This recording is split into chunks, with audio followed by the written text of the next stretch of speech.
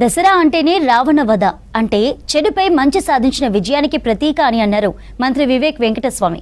మంచిర్యాల జిల్లా మందమరిలో సప్త వ్యసనాల దిష్టిబొమ్మ దహన కార్యక్రమంలో ముఖ్య అతిథిగా పాల్గొన్నారు మంత్రి. సింగరేణి ఆధ్వర్యంలో సింగరేణి పాఠశాల మైదానంలో నిర్వహించిన ఈ కార్యక్రమానికి మంత్రి వివేక్ దంపతులు, బెల్లంపల్లి ఎమ్మెల్యే గడ్డం వినోద్ హాజరయ్యారు. అంతకుముందు వెంకటేశ్వర ఆలయంలో ప్రత్యేక పూజలు చేశారు. ఉత్సవ మూర్తులను పల్లకిలో ఊరేగింపుగా రామ్లీలా మైదానానికి మోసుకువచ్చారు మంత్రి వివేక్. పరిసర గ్రామాల నుంచి పెద్ద ఎత్తున ప్రజలు, కుటుంబ సభ్యులతో సింగరేణి కార్మికులు తరలి వచ్చారు. ఎలాంటి అవాంఛనీయ ఘటనలు జరగకుండా పోలీసులు భారీ బందోబస్తు ఏర్పాటు చేశారు. ఈ సందర్భంగా ప్రజలకు దసరా శుభాకాంక్షలు తెలిపారు మంత్రి.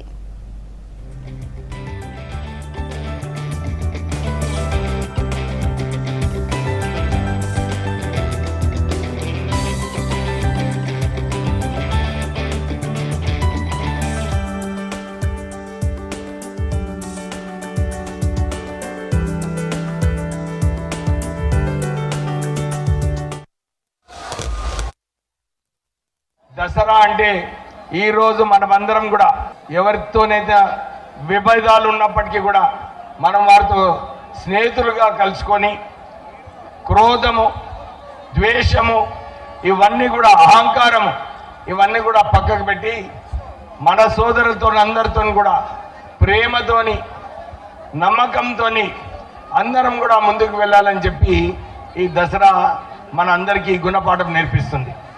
మనము ఇదే ఆలోచనతోని మీరందరూ కూడా మొన్న ప్రజాపాలన కాంగ్రెస్ ప్రభుత్వం రావాలని చెప్పి మీరందరూ కూడా గెలిపించుకోవడం జరిగింది. నాకు కూడా ఒక అవకాశం కల్పించారు మీరు. ఇప్పుడే సీతారామయ్య గారు చెప్పారు, పోయిన సంవత్సరం ఎమ్మెల్యేగా రావడము, అప్పుడు మీరందరూ కూడా మళ్ళీ దసరాకు మీరు మంత్రిగా రావాలని చెప్పి ఏదైతే దుర్గామాత నాకు అదే వారి ప్రేమతోని, వారి బ్లెస్సింగ్స్ తోని నేను మంత్రి పదవి కావడం జరిగింది.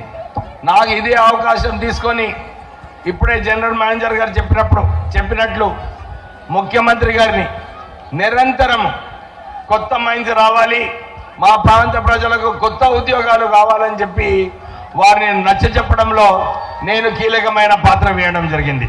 10 సంవత్సరాలైంది టీఆర్ఎస్ హయాంలో మనము మినిమం వేజెస్ రివిజన్ చేయలేదు.